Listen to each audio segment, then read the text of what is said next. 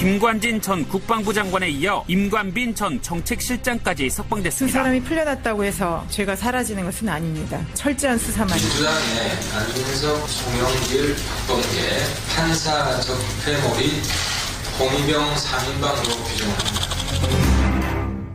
예, 바른정당 하태경 의원의 목소리 지금 들으셨습니다. 이게 어떤 맥락에서 나온 얘기인고 하니 김관진 전 국방장관이 지난 주말에 구속 상태에서 석방이 됐죠. 그러자 구속적부심 판결을 맡았던 판사를 향해서 일부 더불어민주당 의원들이 거세게 항의를 했습니다. 이런 더불어민주당 의원들 태도에 대해서 바른정당에서 비판이 쏟아져 나온 겁니다. 유승민 대표는 법관에 대한 모욕주기 당장 중단돼야 한다 이렇게 성토를 했고요.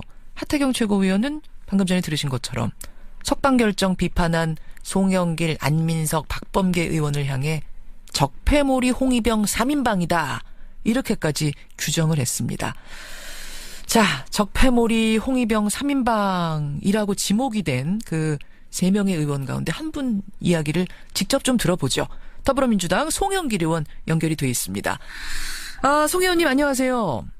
네, 안녕하십니까. 송영길입니다. 적폐놀이 홍위병 3인방 이란 얘기를 지금 들으셨어요? 네, 뭐 그런 말은 정치인들이 뭐 하는 것에 대해서 별로 신경 안 쓰고요. 중요한 것은 이 중요한 결정이 예. 이렇게 합리적으로 근거가 없이 설득력 없이 된 것에 대해서 의문을 제기하는 것은 당연하다고 생각을 합니다. 김관진 씨가 왜 구속됐는지를 잘 모르고 있어요. 이게 잘 보도가 안 되는데 김관진 피의자의 구속 사유는 예. 첫 번째가 사이버 사령부를 구성을 하는데 예. 구성하는데 자기 편들로 구성해라. 호남 사람은 배제해라. 예. 한 100여 명에 되는 군무원을 채용한 것입니다. 일종의 공무원을 채용한 것이에요. 예. 으로 그런데 특정 지역 사람들을 아예 배제해서 단 한 명도 특정 지역 사람들이 채용되지 않았습니다. 이것 자체가 있을 수 있는 일입니까? 이것으로만도 저는 구속 사유가 되는 엄청난 문제이고, 두 번째는 이 사이버 사령부에 이런 군무원들을 시켜서 댓글 작업을 했는데 예. 댓글이라는 게 아시다시피 특정 후보와 특정 야당 세력을 종북으로 몰아서 대통령 선거에 결정적 영향을 미치는 개입행위를 하는 거 아니겠습니까? 이것은 거의 반국가적인 사범이라고 할 수가 있는데, 이거를 중요한 것은 판사님이 영장 실질 심사를 통해서 구속영장을 발부했단 말이에요. 예. 그런데 11일 만에 아무런 사정 변경이 없었습니다. 석방이 됐습니다. 피해자 합의가 있었다든지, 불처벌 의사표시를 누가 했다든지. 예. 이렇게 석방된 경우는 제가 변호사를 3년 했지만, 예. 한 번도 본 일이 없습니다. 상당히 이례적인 경우다. 이례적인 게 아니라 저는 거의 없는 것 같은데, 이런 일이. 구속적 부심물에서 석방되는 경우가 전체 한 15%가 된다고는 합니다만, 그 경우에는 다 어떤 정황상의 변경이 있었다 이런 말씀이신 거군요. 그렇습니다. 더구나 지금 김관진 씨는 자기 죄를 인정하고 있는 것도 아니고, 예.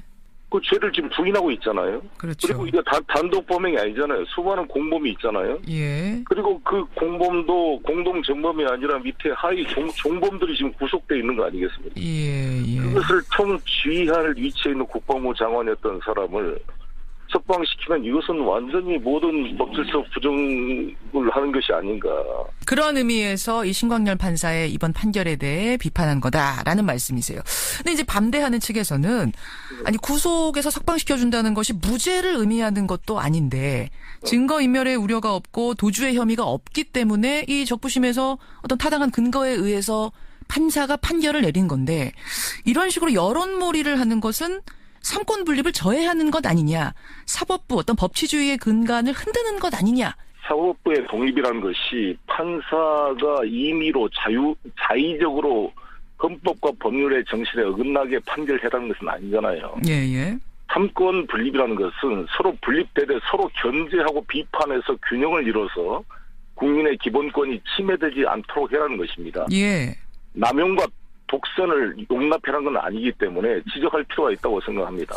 증거인멸과 도주 우려가 없다는 판단은 일단은 범죄를 부인하는 사람은 증거인멸 도주 우려가 있는 거 아니겠습니까? 부인하는 사람은. 근데 이런 댓글들도 같이 달려 있었습니다. 그 김관진 전 장관이 구속 적부심 받고 풀려나던 날 전병헌 전 수석도 증거인멸의 우려가 없고 뭐 도주의 우려가 없다 해서 구속영장이 기각돼서 풀려나지 않았느냐. 그럼 전병헌 전 수석에 대해서는 그 판사에 대해서는 왜 지적하지 않으면서 이 판사에 대해서만 지적을 하는가. 이런 댓글에 대해서 뭐라고 답하시겠습니까? 근데 저는 이 사안 자체가 전병헌 수석의 사안과 예.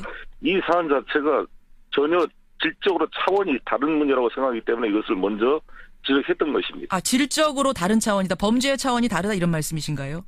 그렇지 않습니까? 대한민국 국방부 장관이 예. 국민의 세금으로 국무원 100여 명을 뽑는데 호남 사람들은 다 빼고 우리 편만 뽑아라. 기가 막힌 일들 범죄 행위를 한 거 아니겠습니까? 전병헌 전 수석도 국회의원 당시에 이제 있었던 부분에 대한 혐의인데 그것도 상당히 뭐 국민들 입장에서는 그것도 뭐 아직 뭐 무죄냐 유죄냐는 모르겠습니다만 혐의로 볼 때는 가벼운 혐의로 보이진 않는데요. 김관진의 이 행위는 정말 범죄 중대성 정도가 다른 범죄와 비교할 수가 없다고 생각합니다. 알겠습니다. 근데 이제 김관진 전 장관의 경우 말고도 말입니다. 요 사이에 이 그 판사가 어떤 결정을 내릴 때마다 여론에서 이것은 옳다 그르다 개혁이다 적폐다라고 이 지적하는 부분들에 대한 전반적인 문제 제기에 대해서는 어떻게 보세요? 저는 판사의 판결에 대해서 어떠한 방식으로 지적하느냐에 따라서 논란이 있겠습니다만 이것이 현저하게 기존의 기준을 벗어나서 했을 때는 당연히 지적되고 한번 왜 그랬는지를 검토해 볼 필요가 있다고 생각합니다. 아하.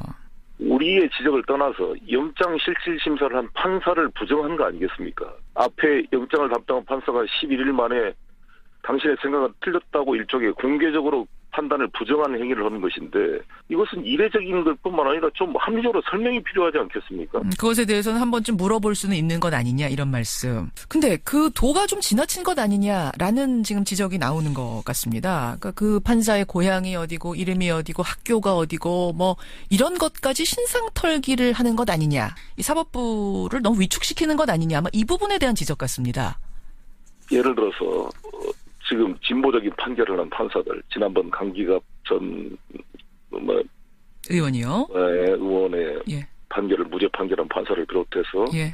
소위 진보적인 판결을 했던 판사들은 이 정도가 아니라 거의 집까지 쫓아가서 데모를 할 정도로 신상털기를 했습니다. 보수 진영에서. 그렇습니다. 근데 그게 이제 옳은 행동이라고 우리가 전혀 볼 수 없는 거였죠? 볼 수가 없죠. 당연히 없죠. 예. 여기서 지금 그 사람이 어느 대학 나오고 어느 연수원 냈기라는 것은 공개된 사실 아닙니까? 다 어느 데 가면 찾아볼 수 있는 사실 아니겠어요? 예. 그러니까 그것과는 이건 경우가 다르다는 말씀. 그렇다고 생각합니다. 저는 판사들이 국민의 생명과 재산을 박탈할 수 있는 엄청난 권한을 부여된 판사들은 자신의 신상과 인명을 분명히 걸고 공개적으로 재판을 하도록 되어 있습니다. 당연히 판사들의 그 행위는 검증되어야 되고 평가받을 수 있다고 생각합니다. 예. 승복하는 것과는 별개의 문제라고 생각합니다. 판사들의 판결이 헌법 103조에 따라 헌법과 법률에 따라 양심의 기초에서 판결하는지 안 하는지를 검토하고 지적할 그런 권한이 국회에 있다고 생각합니다. 마찬가지로 법원은 국회의원의 잘못과 이것을 재판에서 국회의원직을 다 상실시킬 정도의 권한을 가지고 있는 거 아니겠습니까? 예. 또한 이렇게 각 헌법기관이 과연 저 헌법기관이 헌법에 맞게 직무를 수행하고 있는지 견제하고 감시할 의무와 권한이 있다고 생각합니다. 삼권 분립 훼손 아니냐라는 부분에 대한 어제 바른정당의 지적에 대한 답변 송영길 의원에게 들어봤습니다. 화제를 좀 돌려보죠. 우병우 전 수석. 네. 지난 금요일에 검찰이 우 전 수석 휴대전화 차량 압수수색을 했습니다. 이유가 뭐였는고 하니 검찰 내에 우병우 조력자가 있다. 그 조력자를 찾아내겠다. 이런 이유였습니다. 자, 근데 잘 이해가 안 가는 게 정권 바뀌었잖아요. 우병우 수석은 이제 더 이상 권력자 아니잖아요. 네. 근데 왜 그를 계속해서 검찰 내에서 비호하는 세력이 존재하는 걸까요? 나라가 해방되어도 친일 세력들은 지금도 일본 제국주의 행위를 옹호하는 사람도 있는 거 아니겠습니까? 위안부 문제를 평가하는 문제나 지금도 그 잔재라는 것은 무섭게 남아있는 것처럼 그래서 잔재를 청산하지 않으면 모든 사람은 자기를 합리화하게 돼 있습니다. 예. 우병우의 덕으로 뭔가 자리를 맞은 사람이 우병우를 부인하기가 쉽지 않은 것입니다. 그 덕을 본 사람들이라면? 그런 것에 의존해서 성장한 것은 자리를 바꿔줘야 되는 것이 맞다 이렇게 생각합니다. 그래요. 여기까지 오늘 말씀 듣겠습니다. 송영길 의원님 고맙습니다. 네, 감사합니다. 더불어민주당 송영길 의원이었습니다. 첫 번째가 사이버 사령부를 구성을 하는데 예. 구성하는데 자기 편들로 구성해라. 호남 사람은 배제해라. 예. 한 100여 명에 되는 군무원을 채용한 것입니다. 일종의 공무원을 채용한 것이에요. 예. 으로 그런데 특정 지역 사람들을 아예 배제해서 단 한 명도 특정 지역 사람들이 채용되지 않았습니다. 이것 자체가 있을 수 있는 일입니까? 이것으로만도 저는 구속 사유가 되는 엄청난 문제이고, 두 번째는 이 사이버 사령부에 이런 군무원들을 시켜서 댓글 작업을 했는데 예. 댓글이라는 게 아시다시피 특정 후보와 특정 야당 세력을 종북으로 몰아서 대통령 선거에 결정적 영향을 미치는 개입 행위를 하는 거 아니겠습니까? 이것은 거의 반국가적인 사범이라고 할 수가 있는데, 이거를 중요한 것은 판사님이 영장 실질 심사를 통해서 구속영장을 발부했단 말이에요. 예. 그런데 11일 만에 아무런 사정 변경이 없었습니다. 석방이 됐습니다. 피해자 합의가 있었다든지, 불처벌 의사표시를 누가 했다든지. 예. 이렇게 의원들이 거세게 항의를 했습니다. 이런 더불어민주당 의원들 태도에 대해서 바른정당에서 비판이 쏟아져 나온 겁니다. 유승민 대표는 법관에 대한 모욕 주기 당장 중단돼야 한다 이렇게 성토를 했고요. 하태경 최고위원은 방금 전에 들으신 것처럼 석방 결정 비판한 송영길, 안민석, 박범계 의원을 향해 적폐몰이 홍위병 3인방이다 이렇게까지 규정을 했습니다. 자, 적폐몰이 홍위병 3인방이라고 지목이 된 그 3명의 의원 가운데 한 분 이야기를 직접 좀 들어보죠. 더불어민주당 송영길 의원. 김관진 전 국방부 장관에 이어 임관빈 전 정책실장까지 그 석방됐습니다. 사람이 풀려났다고 해서 죄가 사라지는 것은 아닙니다. 철저한 수사만. 민주당의 안민석, 송영길, 박범계, 판사 적폐몰이 홍위병 3인방으로 규정합니다.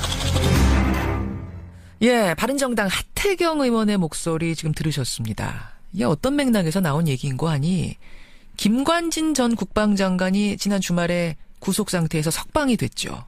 그러자 구속적부심 판결을 맡았던 판사를 향해서 일부 더불어민주당 결이 돼 있습니다. 송 의원님 안녕하세요. 네, 안녕하십니까. 송영길입니다. 적폐놀이 홍위병 3인방 이란 얘기를 지금 들으셨어요? 네, 그런 말은 정치인들이 하는 것에 대해서 별로 신경 안 쓰고요. 중요한 것은 이 중요한 결정이 예. 이렇게 합리적으로 근거가 없이 설득력 없이 된 거에 대해서 의문을 제기하는 것은 당연하다고 생각을 합니다. 김관진 씨가 왜 구속됐는지를 잘 모르고 있어요. 이게 잘 보도가 안 되는데 김관진 피의자의 구속 사유는 예.